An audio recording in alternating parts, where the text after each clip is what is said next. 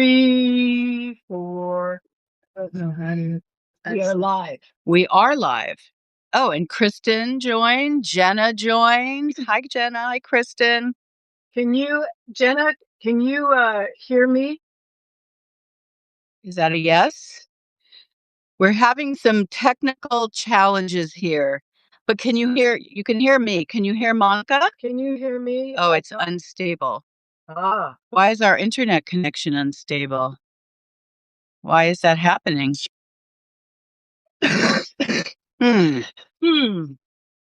Well, Let's see. can you hear? Anybody? Lana Marks joined. Lana, can you hear? But can you hear Monica? Hello, can you hear me?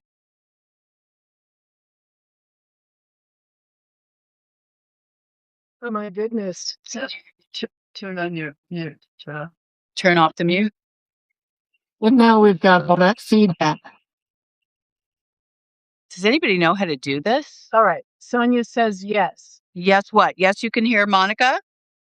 Blink twice, Sonia. Blink, yes. Sonia, can you hear me?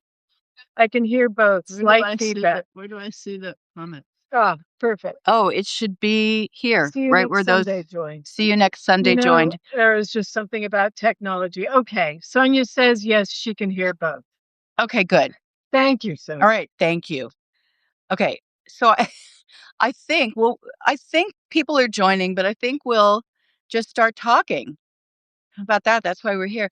For all of you people like myself who are East Coasters or Midwesterners or somehow afflicted with sub-zero temperatures, be very jealous. I'm here in Monica's backyard in Los Angeles. There's a lemon tree right behind me full of lemons. The sun is shining. It's 80 degrees outside, and we've got our nice sundowner winds have come in, so everything's a little breezy in the back. And there's a focaccia that just came out of the oven. Yes. So, and can you see behind you? We're actually in Monica's kitchen. There's two kitchens. This is officially the Nickel Diner kitchen, which we'll talk about in a little bit. But you can, if you're wondering where Monica is in the background, we're sitting outside my kitchen door. Yes. Under my fabulous, what do you call this? Portico? My portico, no, my gazebo. Your gazebo, whatever it is. Yes. It's we're outside of the kitchen door. Sitting in the dining room. This is the great. Exactly where we want to be. Exactly. So thank you everybody for joining, and happy full moon to everybody. It's a snow moon, and it's a snow moon in Leo, and the energy is very, very bold and bodacious, and this is the time. It's Leo energy. We've got my favorite Leo, Monica, with us. But if you know any Leos, they don't hide. They don't play small. They don't play. They play to win, and they play to be in the game. And that's the energy we're working on with the full moon. So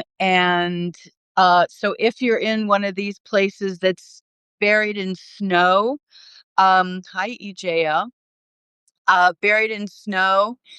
If you can see the full moon tonight and last night, I mean, you said, what were you talking about? Over the ridge up here, and was just glowing. Spectacular. It's so funny. I think we spoke about this earlier. It's like I always have to be careful on a full moon, because sometimes when I ask for things, I get something sort of what I wanted, but not necessarily. So Monica's going to tell us about that. Right. What I'm going to say, I'm going to go back a little bit and backtrack a little bit. Monica and I have known each other for 30 years, I think. 30 years. Really? Yes. So that's what it says on the bottom of those mugs that I made you. 1994. Those tomato mugs. It says 90, so more than 30 years. And we met while working at Smashbox Studios in Culver City. And they had a catering company there. And if you've read some of my Substack, you'll see that when I started food styling, Alexandra Holbrook. Are you related to Bill Holbrook? One of my gay boyfriends, may he rest in peace. I just wrote about him last week. Anyway, what was I saying? About Smashbox Studios. And so when I started food styling, I would work there making pastries and making wedding cakes. And Monica was a chef there, and that's how we met.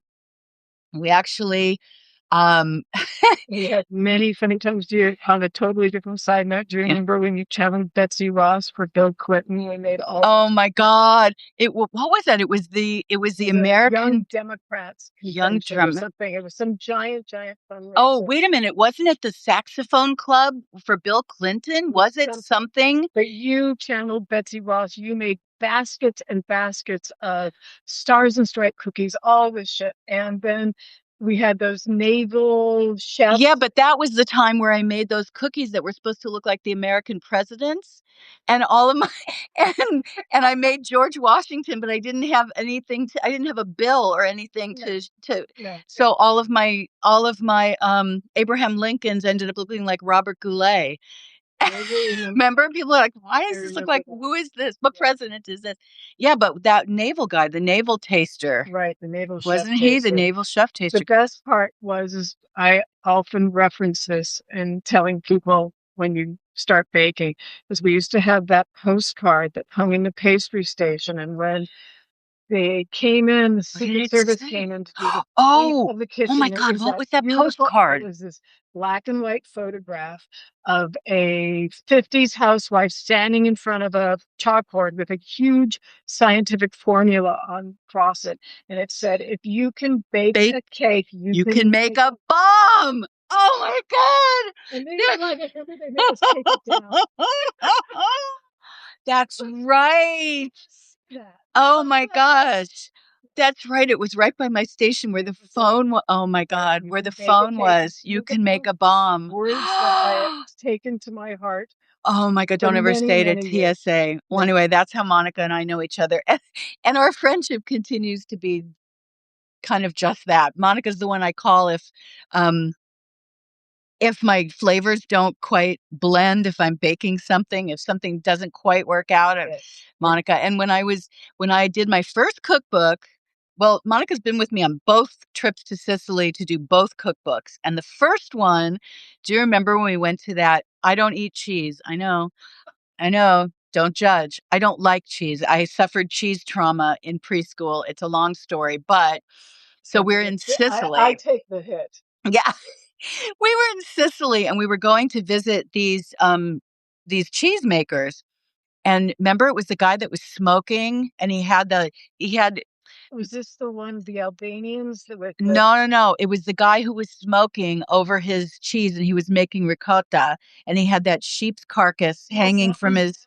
Was that there? That was the Albanian. That was. Oh, they made that big, huge cannoli that was the size of an arm. Yes. Right. With Lou, the retired hitman. Oh my God. Oh my God. That was and I took the hit. Yeah. I took it's all like, Monica, please taste this. Please taste this. Like, what? Yeah. Anyway, so she's the taster. And she went with me.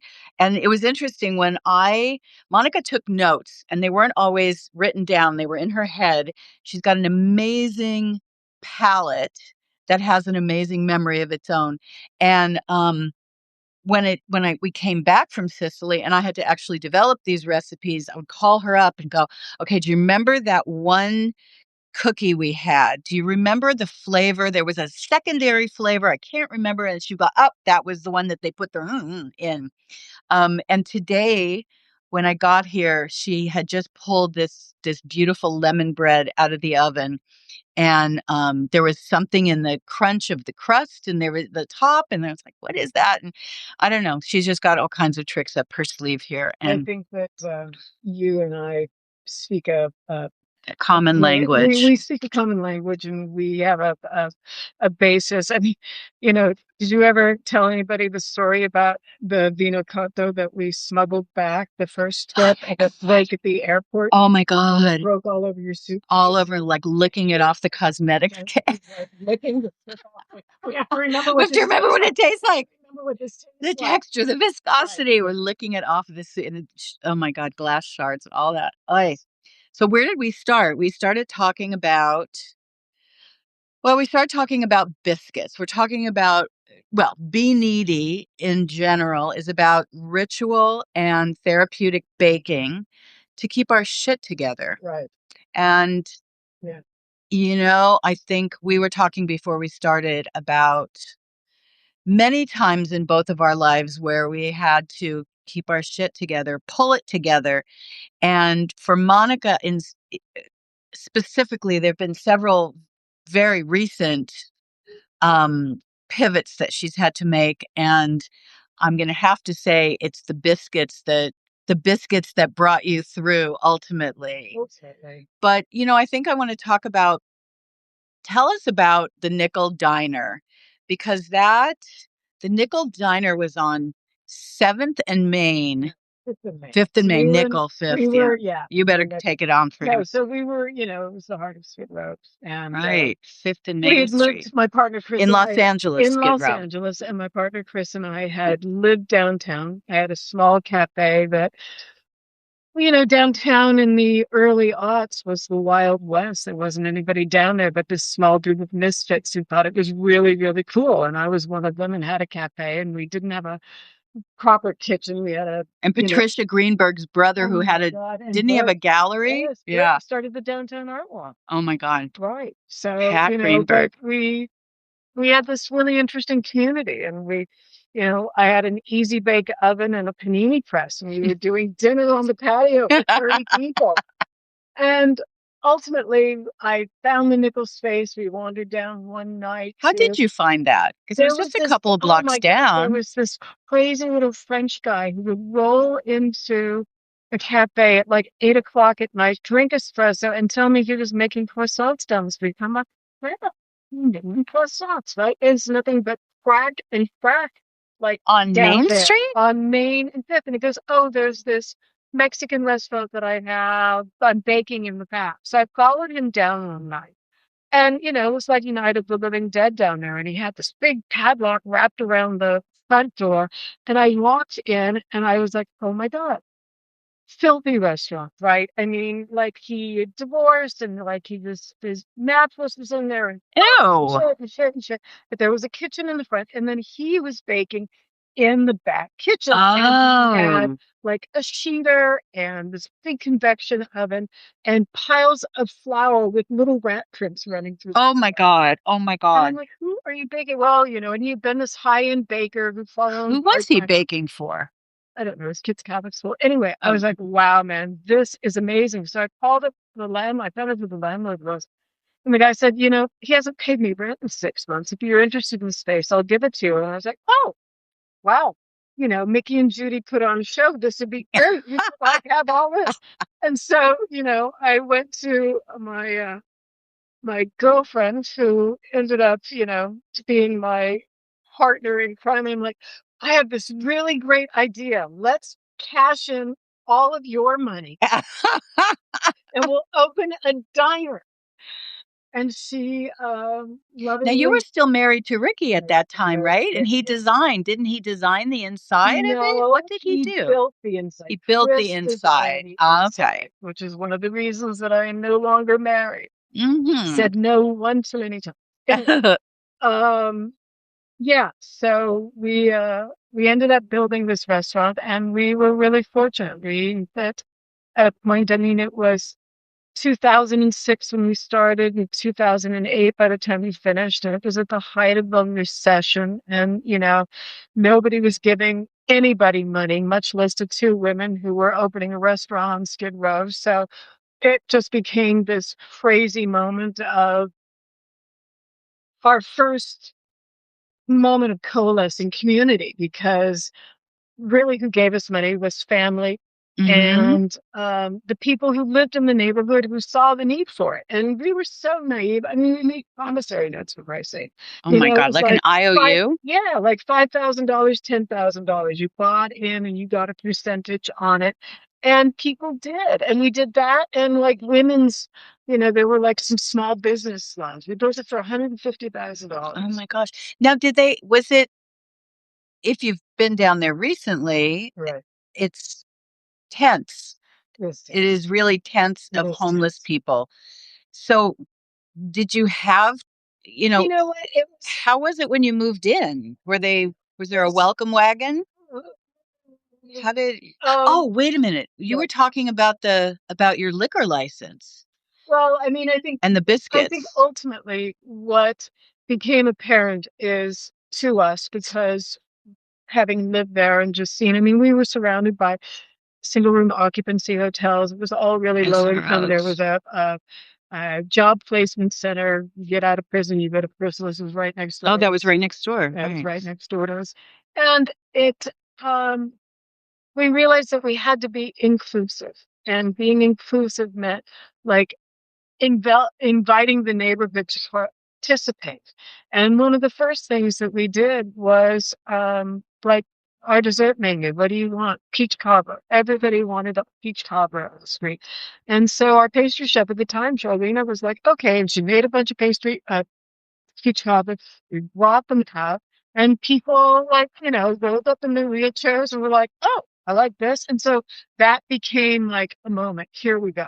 Here's peach cobbler. You know that you're well. People would come Mm. in and, they ate at a severe discount, but it was a way for us to welcome people. I mean, one of the things that I really enjoyed about the nickel and I miss is that I think we did is we gave an opportunity to people who don't necessarily feel special. We made them feel special. Was that people that worked for No, you that or was people people who who came and ate. I mean, we would get like I mean, you had David Lynch, you had all kinds of we had people all that would sorts of come, people, but high and but the low. really special people were the folks that would like get in their car with their 86-year-old abuelita and drive from Mm. Topeka to downtown, find a place to park or spend an outrageous amount of money to park to come in to have this experience. Because they had either been downtown or it reminded them of places that they used to go to. And that was tremendous for me, Well, and I mean, that was like people had to make an effort. It was not easy where we were. but I mean, people made an effort, but they made a connection because your food has always been very soulful. It's always been whether it's chilaquiles or, Right. you know, Well, I mean, we were going back mac talking and about, cheese, yeah. whatever it is, I mean, we were talking about the biscuit, and the and biscuit currency. became the currency of the place because the How did biscuit, that work?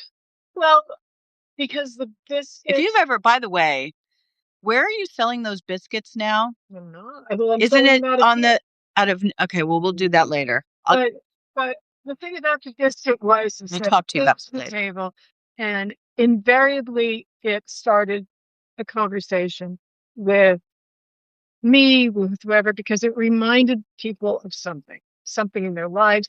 Their mother made biscuits, their grandmother made biscuit. People come up and say, don't tell my grandmother that your biscuit is better. There was a beautiful Nicaraguan woman. She said, we make something like this in my country. And when I eat this, I'm taking it. Mm. So all of a sudden I was having this, incredible, like, dialogue with all of these people over this silly thing. And then on Sundays, when we had stuff left over, we were giving it away to the street and Mm. to the people on the street. That again became a way that now we weren't just the two white ladies who opened a business on their block.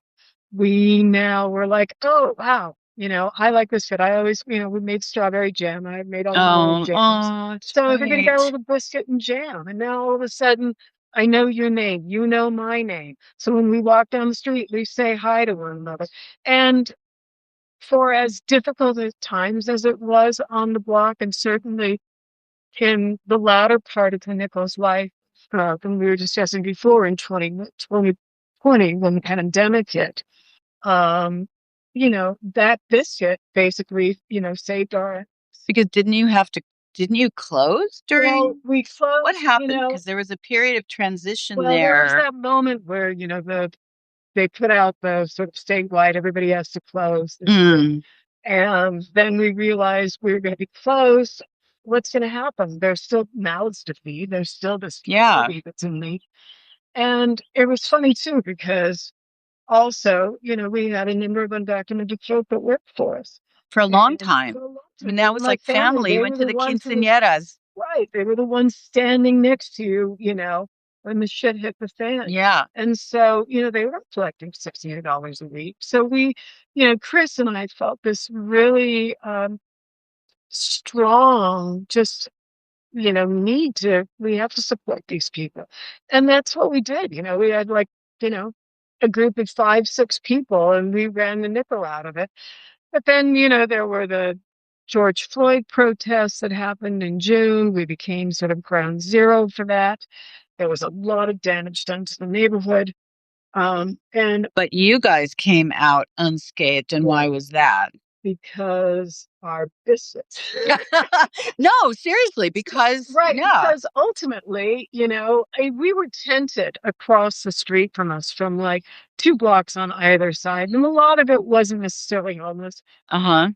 drugs, sex trafficking. All right. But, it's an interesting moment because it's sort of like the Poseidon Adventure. You never know who you're going to be on that Yeah, on that that journey sinking with, ship that with. sinking ship, right? You got Gene Hackman, you got Shelley Whitners, but then you've got like red buttons. Yeah. And so those people She's a across the street, Hollywood girl. right? Those people across the street, this is who we were on this ride with. So, did I like what they were doing? No, but we fed them, you know, and those biscuits went to them. So when shit started hitting the fan, we remained unscathed because OG on the street were like, take it to another block, leave those ladies alone.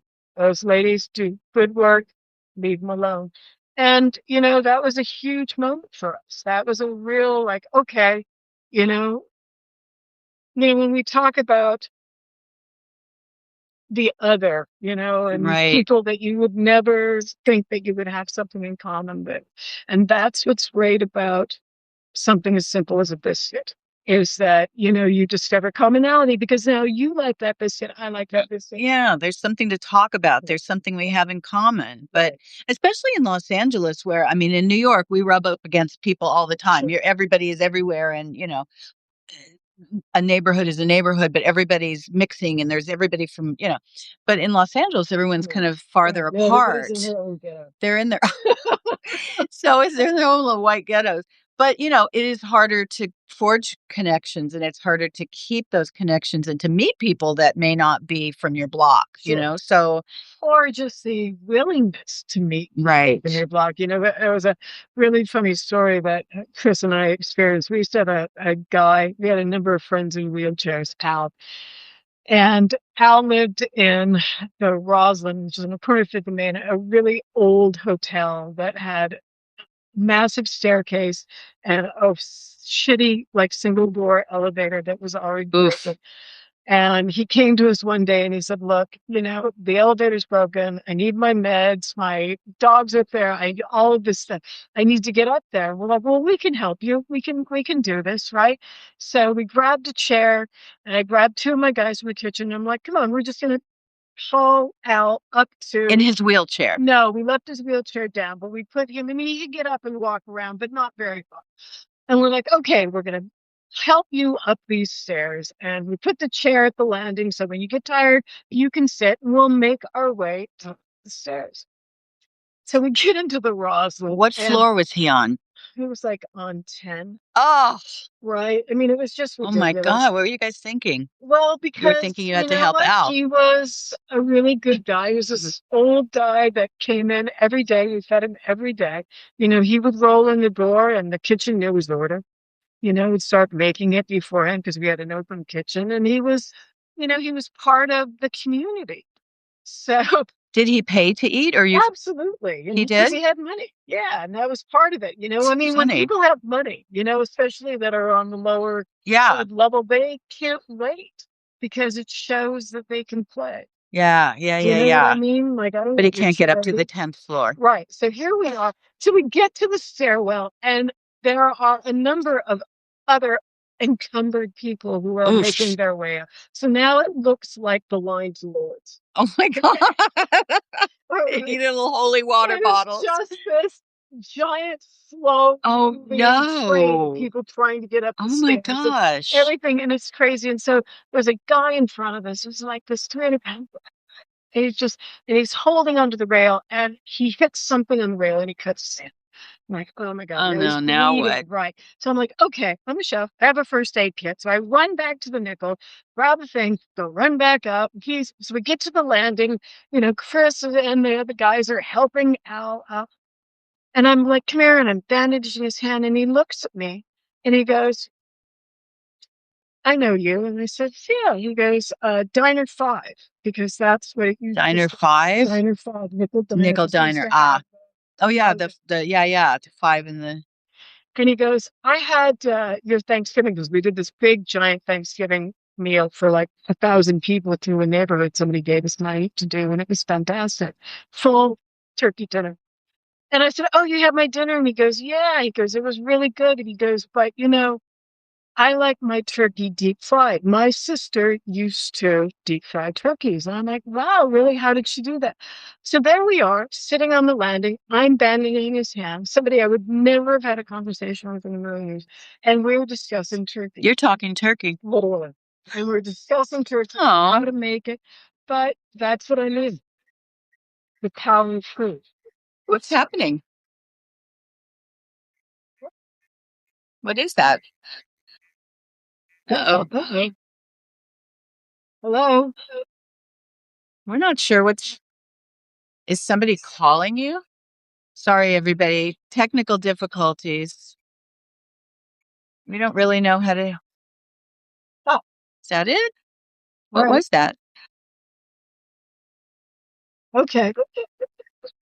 Nope, we're back. We're back to the reverberation. Okay, All right. Hank, stay with us, guys. Now?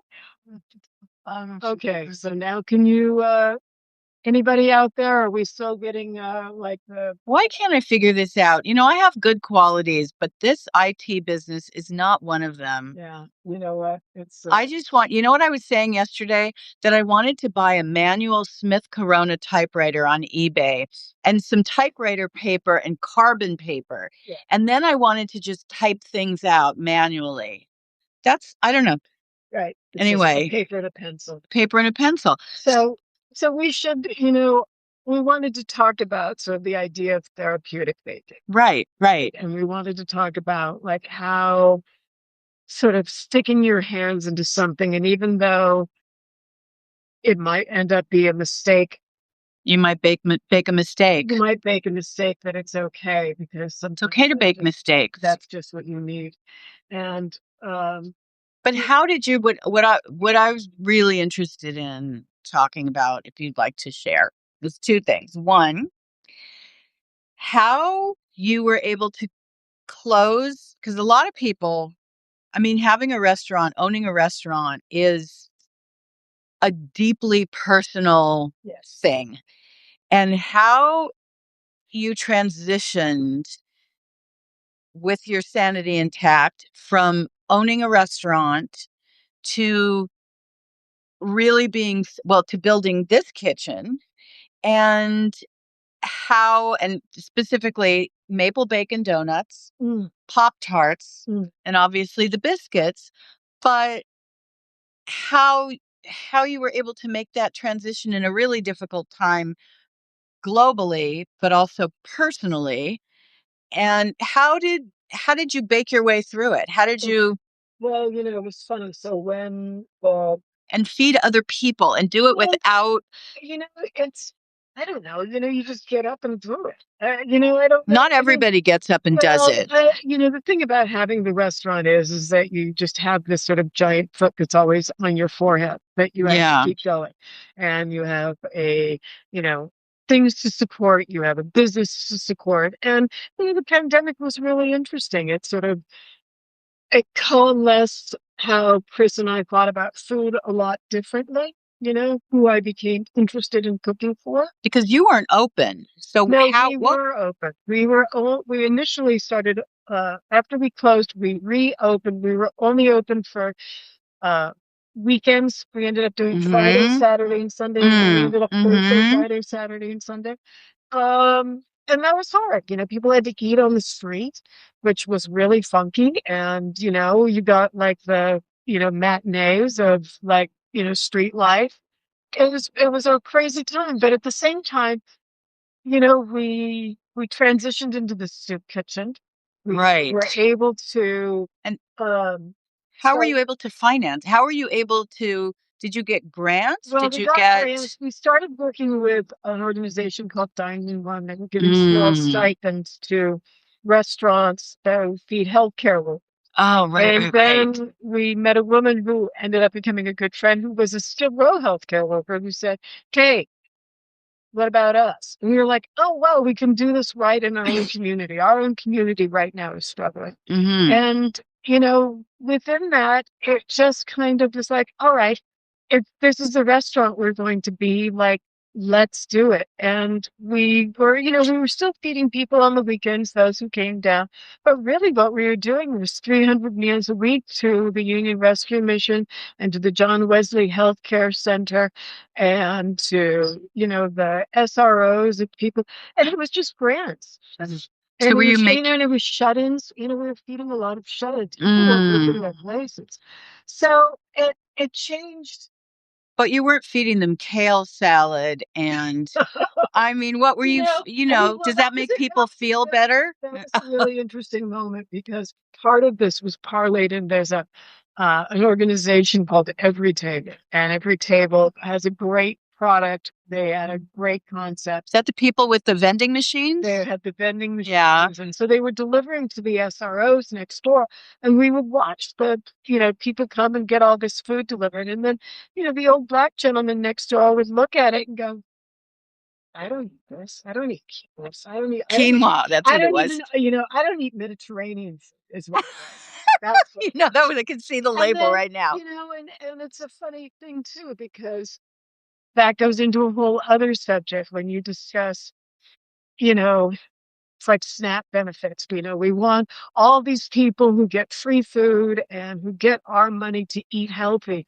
And that's just such a place of privilege to come from, because who are you to dictate? If somebody is getting some hot food and a meal why shouldn't it be lovingly crafted with what they want? And what they So, want. Right. It's not up to you to it's not up to you. It's not about your ego. That's what we do as cooks. It's not about what I want people to eat. It's what people want.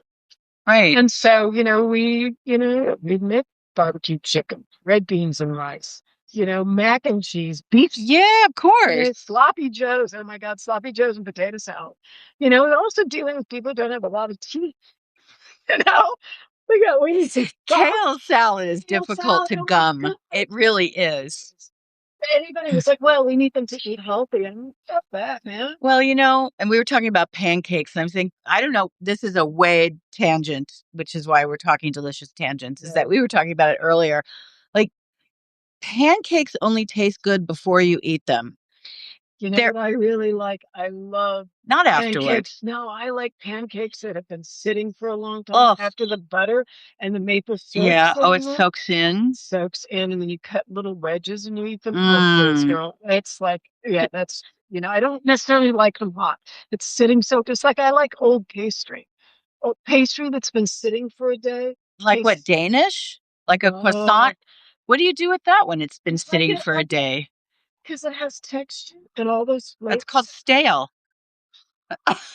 No, because That's not texture. stale is when you drop it on the floor or you drop Oh, it on the table and it breaks. Okay. oh my And it God. shatters. Stale means merely that it's manifested what it's supposed to be, like right out of the oven. Everybody's like, "Oh, I love hot cookies." What? Hot No, cookies no, 2 days no, no, later? no, no. Actually, I remember when I was baking at City Restaurant, Oh, Mary okay. Sue and Susan's Yes, Mary Sue and second Susan. restaurant of the two hot tamales.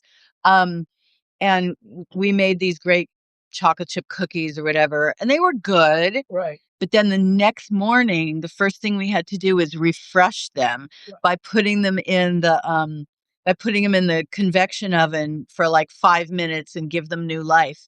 And actually that was much better. And people realized not at that moment, but since then, people have realized that if you make chocolate chip cookie dough and let it age for a couple of days before you bake it, so we did it backwards. We baked it and then aged it. Yeah. But No, I don't even know where we're going with this, honestly, but honestly, I don't know. we're trying to No, we're discussing, feeding people yeah. and continuing to feed people. And anyway, ultimately, what happened with the nickel is that, the world started changing once again. People started coming out to restaurants. We continue to always to feed. We were doing a Sunday. We used to do Sunday breakfast for 80 people for the homeless community at All Saints Church of Dawson. Did that for a really long time. But, restaurants like took a hit. And do you remember the first time that a case of eggs went to $100? Oh my gosh, I couldn't believe it. I remember you had texted me a picture. You were at Costco I or was at Restaurant Depot. Depot. Chris and I would And I go went, every "What? week and like monitor, and I would be so outraged when I would How find much like, are they now? Do we even know? I don't know. Like, How much are they're, they a they're sort case?" of on the cheaper side, but there was this moment for us where Yeah, it was like eggs. this perfect storm of like eggs and butter and bacon, and it all just, and I was like, This is oh too my God, we're much. going to have to charge $20 for a plate of eggs. That's not who I am. If I'm on the West Side, maybe people could get away with it, but not where we were. So what did you do? How We did ended you up solve? closing. Okay, that's not the end of the story, although it sounds It's for a not, minute but like I just want to go pick a lemon from over there. Those lemons are speaking to me. Anyway, no, but but let's talk about well, that it's, then, I mean, because what happened, well, we had the place for sale. We kept right? looking for that window of opportunity that would come in because also for Chris and I, while the nickel was good, there were so many ideas that we began to have regarding how to address food insecurity. We were Right, doing a right. lot of food bank work. We were watching what people get to eat from a food bank and Mhm. how if you had to live off of that and you're in a small single room occupancy room that has no kitchen and a microwave and you don't have and you don't have a can opener and you don't have any teeth and you get a box that's nothing but canned goods and walnuts and Oh raisins. Do god, you know what a what I mean? nightmare. Yeah, we don't think So about that, but yes, that's but people don't, and that's right. one of the other conversations about food and homelessness. And people just say, "Well, I've given them this food. They know what to do with it." People don't. And so that became part of like, well, going back to our meals. How do we create meals that are nourishing and affordable? And because what we learned at the Nickel, especially with the folks who lived on the edge, is that food humanizes people, right? At the end of the day, a hot meal sort of restores your faith in yourself, sort Right. of you remember who you are. And what about cooking for other people? I mean, I find I do kind of, I don't know, triage baking sometimes at Sure. home, where I'm kind of pulling my own emotions or my own stuff, out of the ditch by making something and baking something that I know I have control over, and I know that I can feed somebody and feed myself, and Sure. and I can get my hands in the dough and I can be needy and I can do all that stuff. But But there's also feeding other people and making that connection with the food is just as, yeah, it's just yeah, absolutely. I mean, at the end of the day, having a stranger, I mean, we were so fortunate. I mean, we fed so many different types. And as I was saying, I was at the protest on yeah, Friday, yeah. and we ended up over at Philippe's afterwards for Oh my a god, for a cup of cup of coffee coffee and and a a cup of French cold dip. custard Oh, cold cut. with nutmeg on Oh, with it. the nutmeg on the top. And ran into 4 people who remembered our restaurant. And people remember not only fondly, they remember the food that they ate. And that to me is the greatest compliment ever, that people remember what they ate. They want to share it with you and they want to talk about it. And so, I know that there's a little bit of me in these other people. And what Right. better thing can you ask for? I mean, when we look at our lives, it's not so much what we've done as it's the echo that we leave behind. Right. And what You know, small things, something small that you may, gestures, you know, right, small gestures, whether it's a biscuit, whether it's those silly maple bacon donuts that took us not 3 days. silly, I know. not But you know what? silly. 3 days to make, never, I mean, put us on the map, but let me tell you, never made any money, but they are stupid delicious. I know, but they And made you know that. what? They even like at the end of the day, because I don't ever tell you. So when Didn't Bobby Flay eat those when he came oh in? And God, weren't you on Bobby? we had Guy You had Fieri. Guy Fieri. I Oh, used yeah. all the Guy Fieri scenes. Yeah. But we were getting this huge hit, and everybody wanted them, and we were like, "How do we ship them? How do we bake them?" And somebody brought in one of the first like cryovac, Yeah. the food Oh, saver. and you tried to cryovac one of those? Yes, to see what chip what it turned What did it turn into? into a potato chip. Oh, That's what it does. It's squinching out at the end. Oh my God. Yeah. Just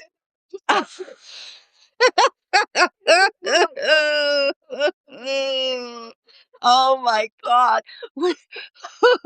I remember when sous vide machines came in and I was doing a photo shoot and they saw and the photographer's like, I think it would be great if we could sous vide a 70s full length shaft coat. Like, I don't know if I have anything big enough to sous vide that in, but I think I can do. And I hooked up some contraption with, so just with water circulating or just for the well, no, it photo? was just to do. And I said, well, why are we sous videing it? Why don't Right. we Is just it gonna cryovac it? Are we going to boil it all right, after? is it gonna tenderize as an old leather and now It we was, have to eat it? he didn't think it all the way through. They did not think that concept all. Sometimes a concept needs to be developed a little Yes. bit more before. But I got totally into it. I was vacuum packing like a piece of watermelon and a piece of Oh yeah, they're fabulous. Wonder Bread just to see what it would Right, come but out, turn not out to for be. donuts. So Not for donuts not for or Wonder donuts. Bread. Or don't any of it, It just and it was so turns funny because people would be like, "Oh, we will pay anything," and I'm like, "Oh my God, it's like $76 to overnight ship to New York." Although you know what the coolest one of the Gold coolest thing, Belly. well, they didn't have gold. Right. This is like a long day. Yeah, but are you guys on Gold Belly now? Can people get things from Gold Belly through you? I don't know. I've never looked into that. That would be I know on your Instagram, which is, what is your Instagram? my Instagram is Nickel Diner and Nickel Diner Kitchen. I Nic- have two of them because I don't know. And because they do pop-ups, we do Because we do pop-ups pop-ups and here and we have a little app that's on our bio that's called Simply App where you can oh yeah, go and what is check. that? It's an app where people can buy stuff. So I'll do it like, I'll do a Oh, you biscuit do your, drop or I'll yeah, do great. Fazoli or whatever we've been. I just did pot pies that were really stupid good. Oh, I know. It was pot pies and then, It was chili verde chicken pot pies oh, with a cornmeal crust. And then the vegetarian one I really liked because it came out of it. Roasted mushrooms and potatoes, but I love the Mexican squash and I always roast mm, everything before it goes in so it holds, you know. So anyway, oh I did no. those. But Uh-oh. are you frozen? No, hang on. Here I am again. Sorry. Somebody's fraudulently charging on my credit card and the little thing came up. Oh, That happens to you a lot. yeah. But oh gosh, I was gonna tell you something. Well, we were talking about. So now how do you feed we're talking about Gold Belly and we're talking about this app and the chicken pot pies. Right. And so how did this kitchen happen? Well, what was interesting was that, ultimately the nickel just became untenable. We were just losing money. We had something was supposed to happen that somebody was going to buy it, and at the last minute, it just all fell through, and it really took the wind out of my sails. And we've done it for 15 years, That's a good and it run. was a great run, and it was really hard. It was really hard walking away from it. I mean, just weeping, going to every corner and weeping the amount of That's a like baby. flesh and blood and sacrifice and body parts that I left. Totally. Well, you guys didn't phone it in. You guys were No, we were there. there every day, and that's Yeah. been part of it Yeah. because there wasn't any other way. I don't know how other restaurants are like, oh, I have somebody come in. I'm like, are you fucking nuts? I have no idea how you do that. When did you break your hip? Because that was during during the pandemic, right? When you just finished feeding 300 people, dishwasher is washing down the floor. I find the spot that he's missed. I slip, I go up, I go down, I landed on the red tile floor, and I went, vintage red tile floor. Right, and I'm like, oh, I am in such trouble. And so the funniest part is that Chris looks at me, and I'm like, honey, I think like 911 missed us. I'm not going anywhere. I mean to laugh. And she goes, okay.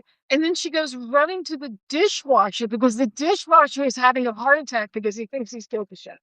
Oh no! And we couldn't lose we couldn't lose him. He was the only dishwasher we had, and we loved him.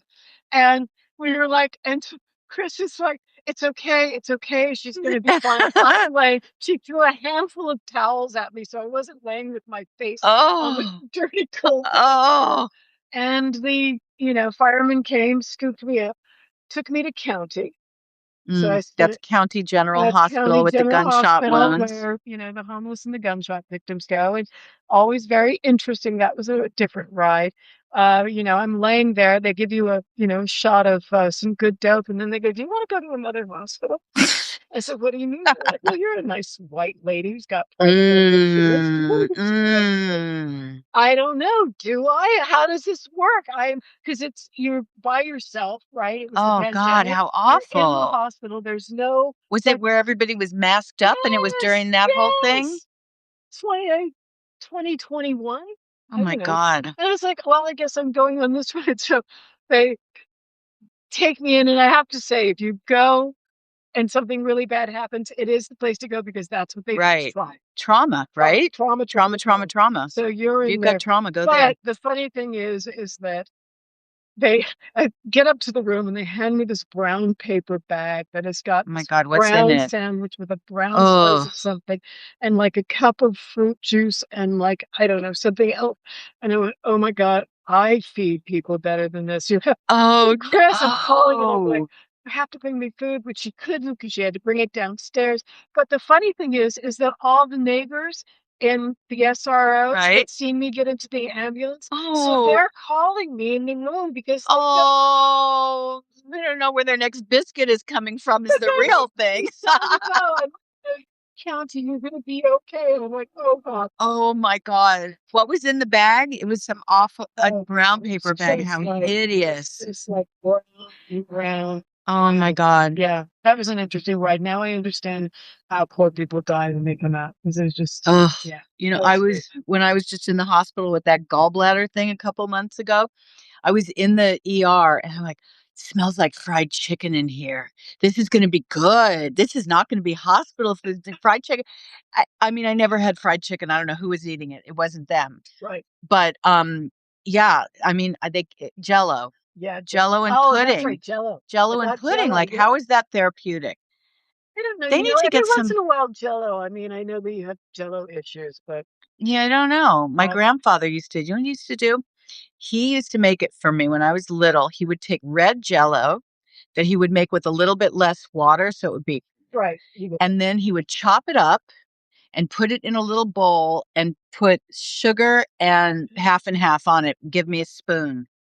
It's like, have you seen the Mexican gelatins that have the they're like mosaic. Oh, no, those things that they do with those syringes and I don't know what they do.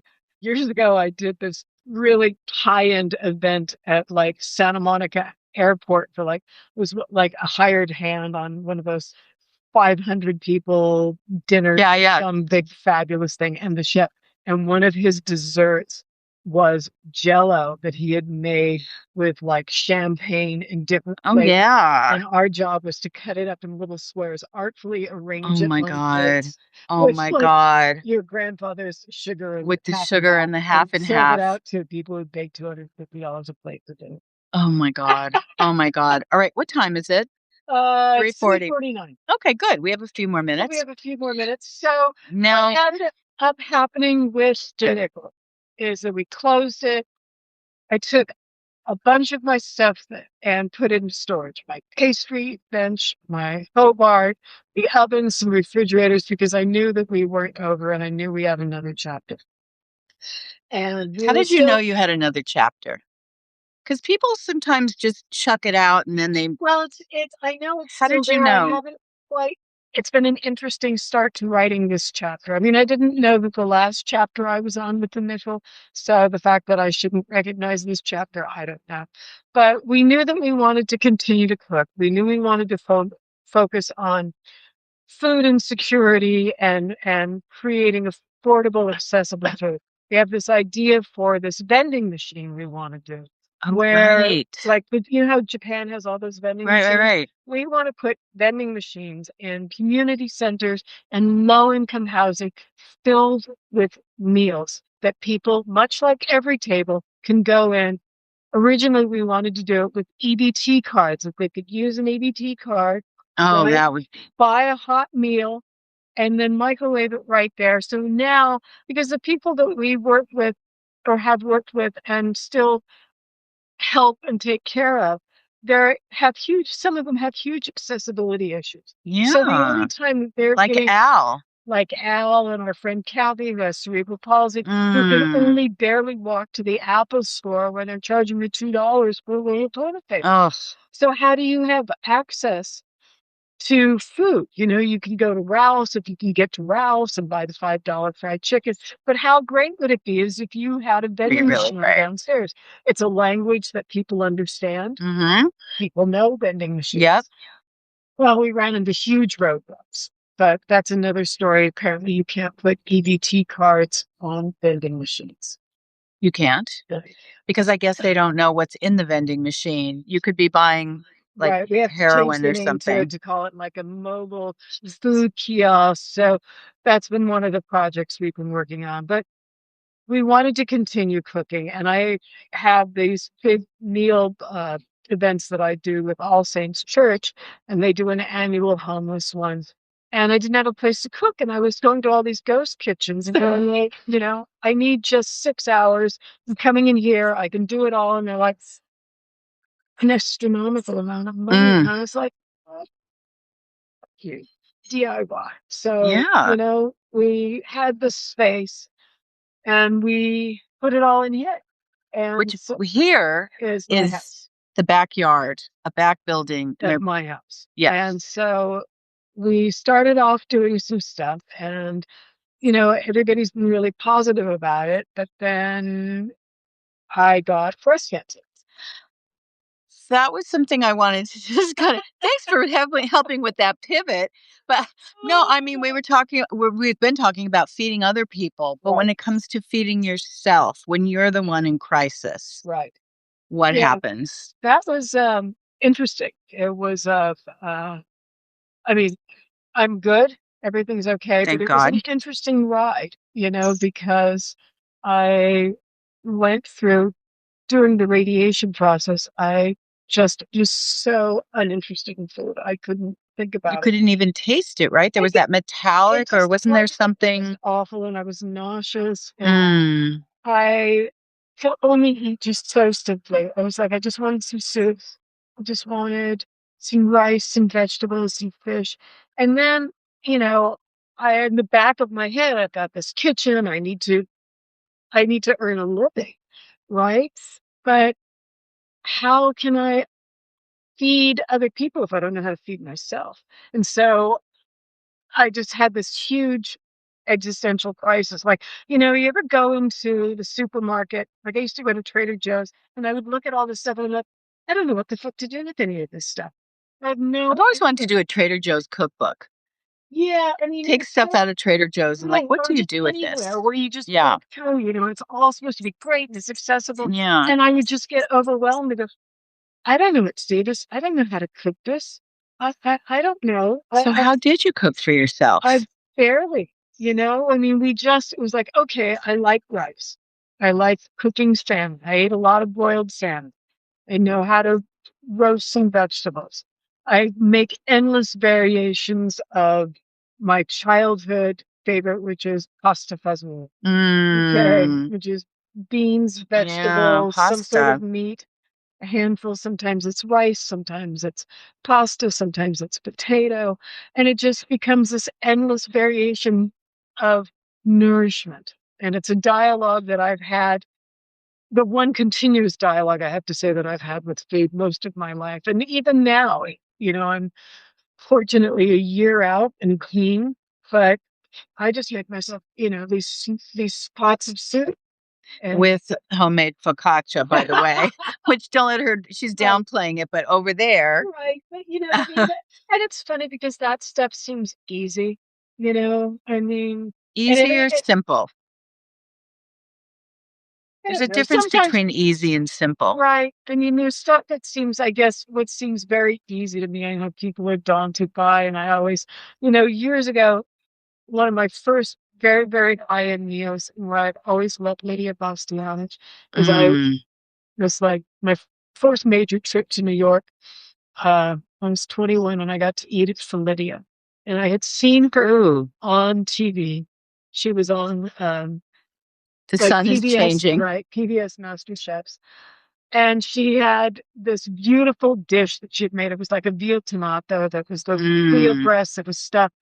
And I just thought she was amazing. So we went to Felidia and I had like the first time with the shaved like truffles at the table and they just mm. kept bringing the popper down. And I saw her. It was like seeing the Virgin Mary. I was like, oh my God, it's Lydia Bastianich. And so she came to the table and she was so kind and Oh, she was just so warm. And I said, God, I've seen you do this recipe and I would love to learn how to do it, but it seems so difficult. She goes, it's very easy. She said, you have any problems, you want it. oh, that's so sweet. And And I've loved her ever since. And so I think sometimes when I say it's easy and people get intimidated, it's like, no, it isn't. Just tell me. You know what I mean? I'll help you walk you through it. But you can actually reach out to Monica. you And can. you can actually DM her and you can actually eat her food. And where I'm sitting right now in the backyard, there's a big long table and it's under this wonderful The palapa. sunlight And is this just coming in beautifully. it's coming in beautifully. It's hitting me in the eye, so we're gonna have to go. But stay tuned. Monica May, but also Nickel Diner Kitchen. Yeah, we're getting ready to What are you doing do it. next? Well, it's funny. We do cooking classes. I've been doing these small Oh, cooking right. classes for kids. Didn't you do the Pop-Tart class? No, Didn't I you did do a that? pop What tart was it? class. It's very funny. I have they're not kids now. I mean, they're in their late teens, early 20s, and they're like, we want to learn how to cook steak. And I'm like, well, that's very Oh, aspirational, right. right? Can you afford it? Right. That's what I said. And they're Like like, we getting a want job. steak. And I said, okay, well, if you had, what vegetable would you like with your steak? And they're like, asparagus. Asparagus? Who are these people? Oh, these are the children of my head cook, Oh my gosh. Yadira and Jesus. And so I had And they Yadi. want asparagus? Where would they have had Jesus that? At your place? Jesus was like, I want to learn how to cook asparagus. I'm like, Yes. okay. So, we did a whole thing, and now my pretend godson Zevi, who is this beautiful, I think Zevi's now 14, something like that. Um, Zevi is for his birthday, and he's like, what? They said, well, what do you want to do? And he goes, I want to go cook with my tias. So Oh, I said, what did you okay. So I cook? called him up. I said, Zevi, what do you want? He goes, I want steak. Oh my God, everybody with the steak. So we're going to cook steak and we're going to grill vegetables and we're going to make cowboy bean biscuits. And then I don't know if we're going to make, I think that we should maybe make, It's got to have a maybe dessert or three. I something. think we're going to do like a simple chocolate cupcake and like buttercream frosting, but like old Mm. school buttercream Oh with the yeah, butter and the powdered the sugar. powdered When sugar. I was a kid, it was the first thing I ever learned how to make. And it was because my mother always had salted butter that she kept in the Hmm. cupboard, and a thing of powdered sugar, and I would learn how to make it. So Oh my whenever I learned how to make gosh. salt, but I would come home from school and I would make myself this buttercream frosting, and I would take saltines and I Oh would put yes. the buttercream and Oh. eat those. And that's why I Oh learned my how to put gosh. salt and stuff to Into sweet things to too. expand the flavor. So, And it's Oh so my funny because I gosh. was like, this is buttercream. And then, you get meat pastry chefs. Oh That's yeah. not It's not buttercream. buttercream. Right. It's a Swiss buttercream or it's It's an American buttercream. It's an American buttercream, what it is. So, Oh my God, that's a whole other thing. Well, so anyway, we do cooking classes here. I do brunch. We're getting ready to do a what are you going to do? A pancake brunch? doing chocolate banana jam Oh my pancakes. God. So I know it's really good. You roast the bananas, cook them down, add dark chocolate, milk Oh my chocolate, gosh. bourbon. When is this? This is coming up. I'm doing for private parties. So we do private parties here in the backyard. Oh, So it's one of our longstanding customers. Her daughter is turning 17, and she's like, all I want are nickel diamond. oh, So that's so she has family comes sweet. here. We're doing brunch in the backyard with her. Making, eggs and bacon and pancakes and maybe doing some Pop-Tarts. And then for Valentine's Day, I think I'm going to do um, like gift baskets of strawberry Valentine heart-shaped Oh, Pop-Tarts. Like, what will oh. you give me for a basket full of kisses? Remember, a basket full of hugs? Yes, a basket full of Right. hugs. Patty McCormick with that Oh my soup. God. And with that, That, and I think maybe I'll throw in because people have been asking for bacon donuts, so I maybe did oh bacon yeah. Can you strawberry. make them in a heart shaped? And well, donuts are hard to find. Yeah. They can't like, Well, because I they do get all wanky, well right? because I kept them the brioche, so we cut those. We don't like Mmm. Mmm. colors and stuff.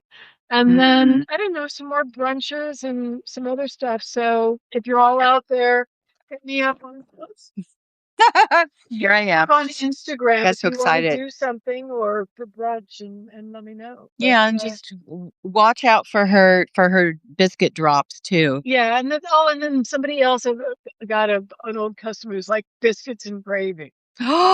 So Oh, that that's was a whole another other way. thing. Ugh, that Just like gloppy. You have to go to Waffle House. That's how they make the biscuits and when you go to gravy. package it for people to go, and it Yeah, has to be two biscuits and the gravy on the it side. has to be separate, Has to be separate because if not, it just turns into a big plate sludge, which I like. which I is what like it a good is. I'm sludge. sorry, but that's what it is anyway. I'm I not a know, but fan. you know what? If you do a fried egg on top, it adds different. But then what if you put it in like a cryovac and then you could boil it in the bag? We're going to keep going, but everybody, thank you so much. Hold on. All these young kids come up and they're like, cryovac, cryovac. I'm like, it's fucking bird's eye. Okay. My mother has been cryovacing bird's eye cheese for ages. Oh my God. So anyway. All right. Well, I'm hungry. Let's All have right. some of that. All right, everybody.